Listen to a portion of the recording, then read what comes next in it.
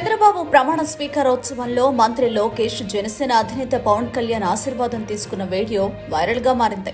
పవన్ వద్దంటున్నప్పటికీ సోదర సమానులైన వ్యక్తి ఆశీర్వాదం తీసుకోవడంలో తప్పులేదంటూ ఆయన పాదాలు తాకారు. దీనికి సంబంధించిన వీడియోను జన సైనికులు, టీడీపీ ఫాలోవర్లు షేర్ చేస్తున్నారు.